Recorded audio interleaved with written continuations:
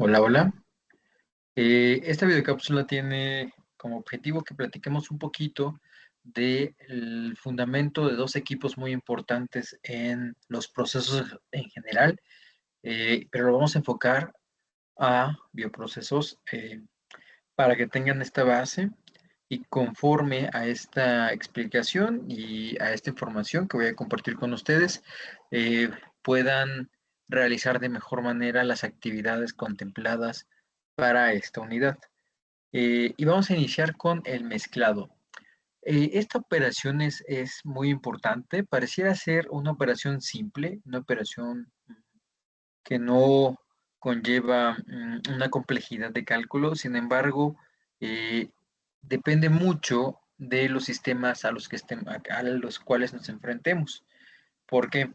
Porque las operaciones de mezclado y las necesidades de energía de la potencia de mezclado dependen mucho del tipo de fluido con el que estemos trabajando.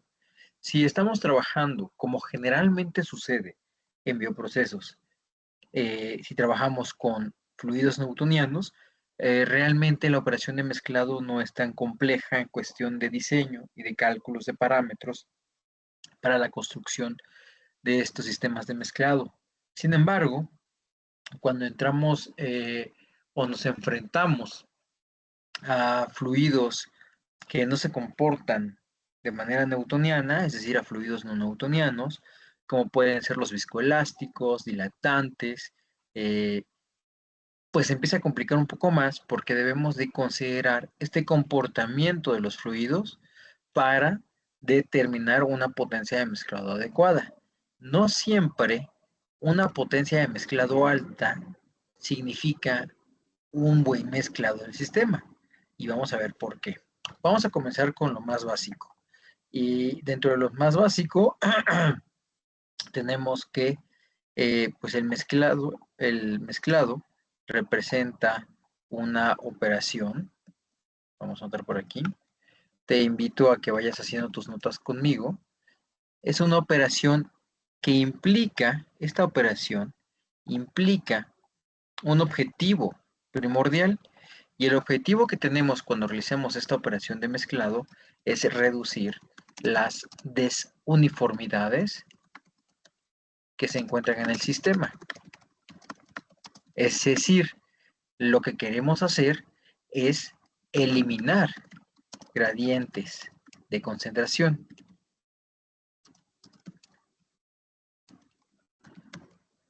¿Con qué finalidad? Con una finalidad única y básica, que es generar sistemas uniformes. Es decir, lo que queremos al final en un sistema de mezclado es conseguir que las distribuciones dentro de las distribuciones de concentración o la distribución general de los componentes en el sistema sean homogéneas. No es el único objetivo. Dependiendo también del tipo de sistema que tengamos, el mezclado nos puede ayudar, esta operación nos puede ayudar a algo muy importante respecto a la uniformidad de ciertos parámetros, como lo es la temperatura. Es decir, en un inicio nosotros podemos tener distribuciones de temperatura distintas. Es decir, si tú mides en un sistema inicialmente la temperatura en diferentes puntos de ese sistema, te vas a dar cuenta que existen desuniformidades en la temperatura, es decir, que la temperatura no está uniformemente distribuida en el sistema. Y para que se lleve a cabo una reacción química o un crecimiento bacteriano o un cultivo, necesitamos que la temperatura sea homogénea en todo el sistema. Por lo tanto, el mezclado a partir de convección forzada, ese es el mecanismo por el cual nosotros podemos obtener una distribución homogénea de la temperatura. ¿Con qué objetivo? Pues con el objetivo de que nuestro sistema, si tenemos un crecimiento dentro del sistema, pues este crecimiento sea homogéneo, ¿va? En términos muy básicos, de eso se trata la operación de mezclado, ¿vale? ¿En qué sistemas o en qué tipo o en qué contextos nosotros podemos utilizar la operación de mezclado, pues con diferentes fines. El primero y el más importante es para que la mezcla de componentes de un determinado sistema sea homogéneo. Es el principal objetivo cuando utilizamos un sistema de mezclado, pero también lo podemos usar para dispersar gases en líquidos. Esto es también súper importante en la ingeniería de bioprocesos. Por ejemplo, también podemos mantener el estado de suspensión.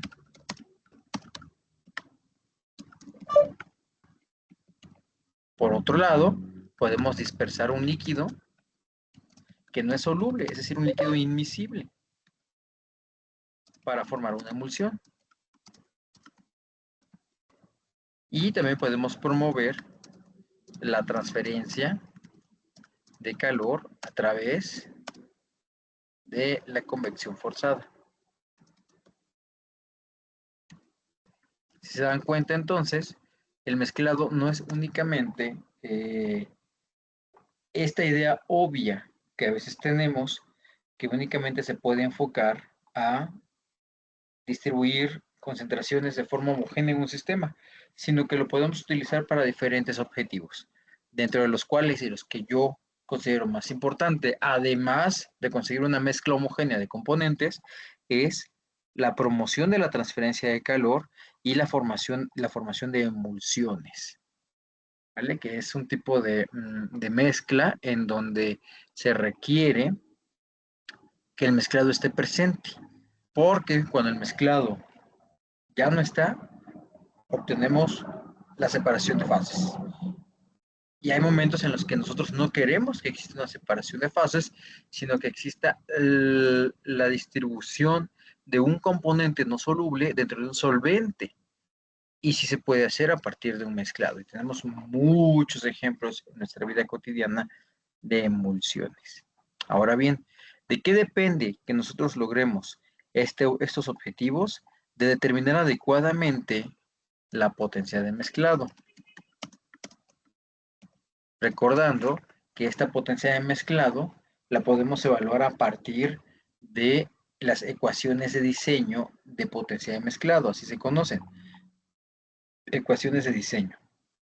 Y para el mezclado específicamente, la potencia la podemos obtener multiplicando un parámetro que se llama NP por la densidad del sistema, por otro parámetro determinado como NI al cubo, por diámetro a la quinta potencia. Esta ecuación ustedes ya la han utilizado de manera experimental, ¿vale? Sin embargo, es importante que volvamos a recordar que este número de aquí es un parámetro importante que está determinado a partir de las consideraciones físicas que hay dentro del sistema, ¿vale? Esta ecuación de diseño es muy relevante. Toma nota, ya la utilizaste, ya tienes esta experiencia y acuérdate que en sistemas donde utilizamos fluidos newtonianos, la potencia de mezclado debe de crecer de manera proporcional a la velocidad de mezclado. Pero esta tendencia no siempre ocurre de esa forma. Esta tendencia es respuesta al tipo de fluido con el que estemos trabajando.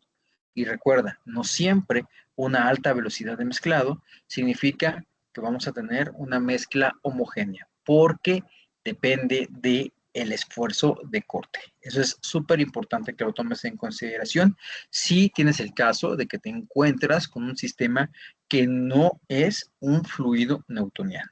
Ahora, en lo que quiero que pongamos atención es en los equipos de mezclado. En los equipos de mezclado, generalmente ya se encuentran muy determinados cuáles son los componentes que participan o los componentes que deben de estar dentro de un sistema de mezclado. Son ya básicos y los vamos a enlistar a continuación. ¿Qué es lo que tenemos? Fíjate bien. En un equipo de mezclado, vamos a poner por aquí, componentes de un equipo de mezclado.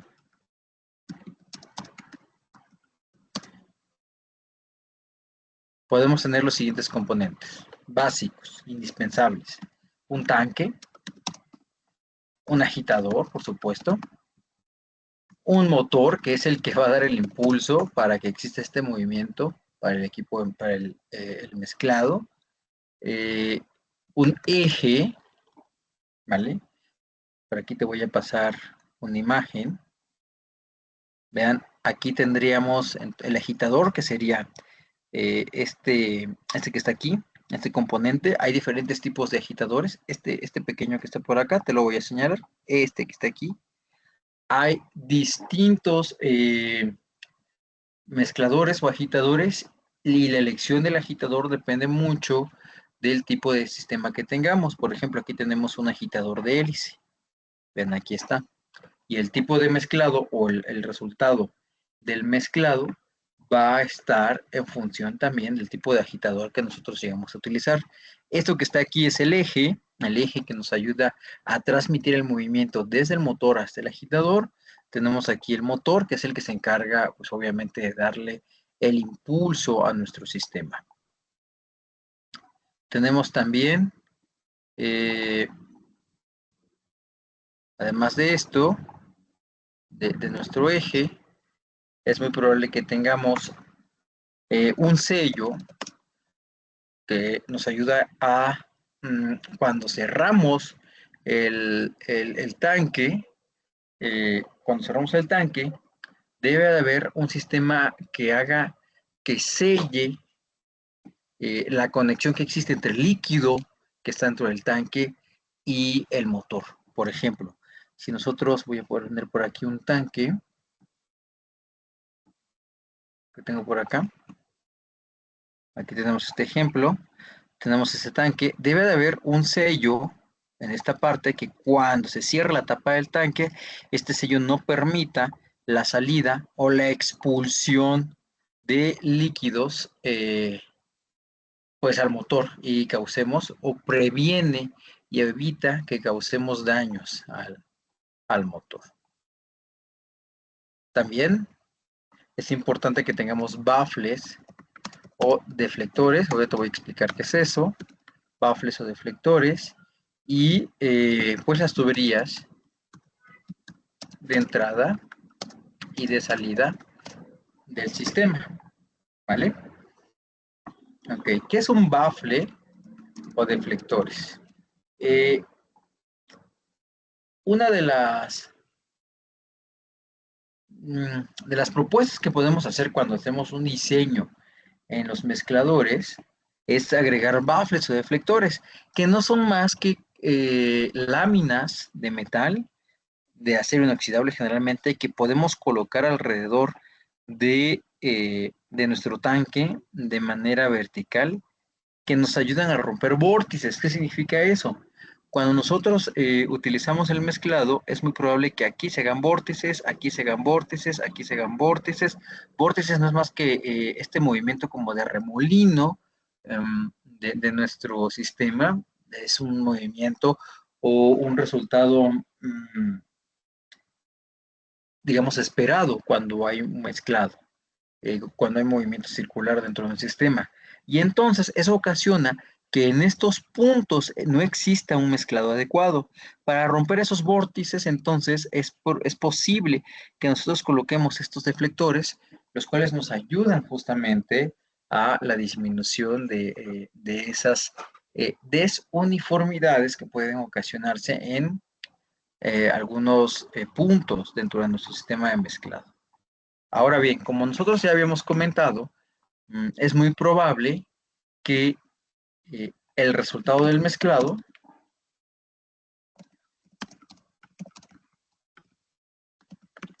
y de los parámetros de diseño del sistema dependan mucho de las propiedades reológicas. Y seguramente te preguntarás, oye, profe, ¿qué es una propiedad reológica? Es una propiedad reológica, no es más que la respuesta del fluido a la deformación debido a su comportamiento viscoso o de la viscosidad. Oye, ¿y qué es eso? ¿Qué es la respuesta a la deformación? Pues cuando aplicamos un esfuerzo, es como la respuesta significa al comportamiento que va a tener el fluido cuando nosotros aplicamos un esfuerzo, un movimiento. Imagínate, vamos a hacer un experimento rápido de imaginación. Imagínate que tienes un vaso de agua y que tienes un vaso con cajeta. Si tú agitas el agua, naturalmente puedes llegar a la conclusión de que va a ser muy fácil hacer la agitación. Sin embargo, si tú agitas la cajeta, te darás cuenta que al principio no es fácil, no es simple. Esas respuestas o ese comportamiento que tienen los fluidos cuando aplicamos un esfuerzo, en este caso de nuestro ejemplo es la agitación, esa es la respuesta del fluido a la deformación. No es más que cómo se comporta el fluido cuando nosotros aplicamos un esfuerzo, cuando en este caso aplicamos este movimiento circular para hacer la agitación. Por ejemplo, tenemos un ejemplo muy básico que es tu pasta de dientes. Si tú tomas tu tubito de pasta de dientes y la pones contra gravedad, te das cuenta que no se mueve, ahí se queda, no se cae. ¿Qué es lo que tenemos que hacer nosotros para que se pueda mover ese fluido que es nuestra pasta de dientes? Es apretar el tubito para que salga la cantidad de pasta de dientes que nosotros necesitamos. En ese caso, entonces, el fluido se comporta o tiene una respuesta a esa deformación, a esa fuerza que estamos aplicando. Y no se va a mover si no es hasta que nosotros apliquemos esa fuerza. Ese es un comportamiento también muy característico de un fluido eh, que es respuesta de esas propiedades reológicas. ¿Por qué es importante esto en bioprocesos? Porque generalmente existen procesos de fermentación y en los procesos de fermentación se pueden presentar diferentes componentes o diferentes respuestas ante la deformación. De ello depende entonces el diseño que tengamos en nuestro mezclado. Si están, por ejemplo, en fermentación, ha habido muchos estudios en los que han tomado como referencia a los sistemas que la mayoría de los casos, o han llegado a la conclusión en que en la mayoría de los casos, los sistemas se comportan como, pueden ser como fluidos pseudoplásticos, como plásticos de Bingham, como plásticos de Casson, newtonianos, claro.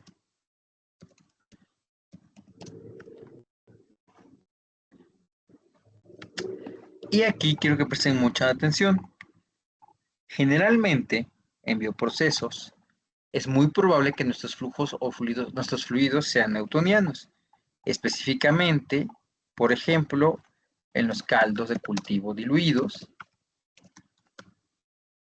Otro ejemplo son los cultivos de levaduras o los sistemas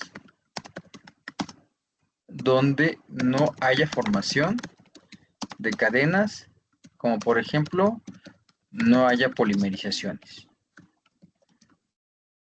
Ojo, si nosotros tenemos un sistema en donde empieza la formación de cadenas, es muy probable que nuestro sistema no sea newtoniano, porque al haber formación de cadenas, existe digamos que las cadenas se van entrecruzando y ese entrecruzamiento de las cadenas generan que el fluido se resista al movimiento. Y cuando ya se resiste al movimiento un fluido, deja de ser totalmente newtoniano, puede comportarse como cualquiera de los flujos de los fluidos que estamos comentando, pseudoplásticos, plásticos de Bingham, plásticos de Gasón, y de eso entonces va a depender el tipo de sistema con el que estemos trabajando. En ese sentido, entonces, podemos, de todos los estudios que se han hecho en el caso de la fermentación, podemos llegar a conclusiones muy específicas y muy importantes, que son los factores, y esto es súper importante y necesitas tenerlo en mente, anótalo, los factores que determinan el comportamiento de un sistema de fermentación como respuesta a la deformación.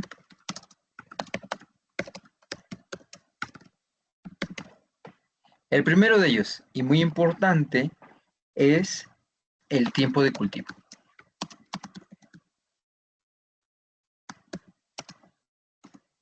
Otro también muy importante es la concentración celular. Otro factor relevante es la morfología, el tamaño, la forma y la masa de la célula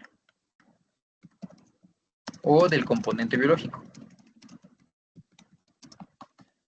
La flexibilidad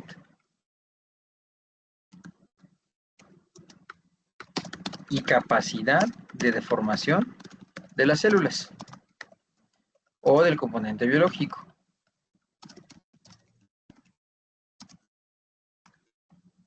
Y finalmente, factores más físico-químicos como, no tan físicos, sino más físico-químicos, como lo son la presión osmótica, la concentración de sustrato, la concentración de polímero y la velocidad, obviamente, de deformación. ¿Por qué es relevante esto? Porque justamente un sistema de fermentación va a responder al tipo de mezclado y al tipo y se va a comportar de cierta forma del tipo de flujo dependiendo de factores. Y estos factores, que son los que tenemos en pantalla, eh, tienen un impacto relevante en el sistema. Por ejemplo, por mencionar uno, la flexibilidad y capacidad de formación de las células o del componente biológico. Es decir, qué tan fácil se pueden deformar, qué tan fácil pueden romperse los aglomerados que existen. Porque si no son fáciles de romper esos aglomerados, esos conjuntos de componentes biológicos que existen dentro de un caldo de cultivo, por ejemplo, dentro de un cultivo, si no son fáciles de romper, lo que va a ocasionar es que ese fluido se comporte de manera no newtoniana.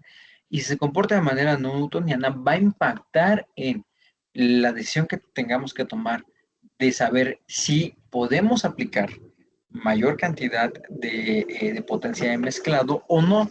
¿Por qué? Porque hay un tipo de fluido o hay tipos de fluidos que entre mayor entre mayor deformación se le aplique, es decir, entre mayor potencia de mezclado se aplique, el fluido se comporta aún más como un tipo de sólido. Es decir, que es como si nosotros estuviéramos golpeando algo, un fluido, y este fluido fuera como un sólido, como si fuera una pared. Entonces no conviene aplicarle una potencia de mezclado tan grande. ¿Ok? Por eso es bien importante que nosotros tengamos en cuenta los factores que afectan, que determinan la respuesta del tipo de flujo que vaya a tener nuestro sistema para poder determinar los parámetros requeridos y necesarios para el diseño adecuado de un sistema de mezclado. Y hasta aquí terminamos con sistemas de mezclado. En una segunda parte de esta biocápsula vamos a trabajar de manera muy breve con intercambiadores de calor.